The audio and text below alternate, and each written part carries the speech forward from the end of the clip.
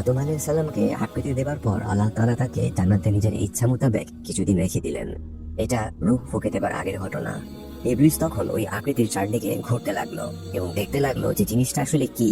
সে যখন দেখতে পেল আকৃতিটা পেট বিশিষ্ট বা আকৃতির ভিতরে শূন্য স্থান আছে, তখন সে বুঝে নিল এটা এমন এক প্রকৃতির মাখলুক যে নিজেকে প্রবৃত্তির চাহিদা থেকে সংযত রাখতে পারবে না, অথবা তাকে ওয়াসওয়াসা দেওয়া হলে প্রতিরোধ করতে সক্ষম হবে না, কিংবা রাগের মুহূর্তে সে নিয়ন্ত্রণ হারিয়ে ফেলবে। এই হাদিসে 3টা শিক্ষা রয়েছে। 1, হযরত আদম আলাইহিস সালামের আকৃতি সৃষ্টি করার পর জান্নাতে কিছুকাল রেখে দেওয়া হয়েছিল, পরে আল্লাহ তাআলা তাদের রূহ ফুঁকে দেন। 2, ইবলিস এর আগে ঘুরে ঘুরে হযরত আদম আলাইহিস সালামের আকৃতি দেখত। বোঝা গেল ইবলিসের তখনও জান্নাতে ঘোরার সুযোগ বা অনুমতি ছিল। 3, মানুষ পেট বিশিষ্ট হওয়ার কারণে তার পেটের চাহিদা পূরণ করতে গিয়ে সে অসংযত হয়ে পড়ে, নিয়ন্ত্রণ হারায়। ইবলিস এই বিষয়টা হযরত আদম আলাইহিস সালামের পেট বা পেটের মধ্যকার শূন্যতা দেখেই বুঝে গিয়েছিল।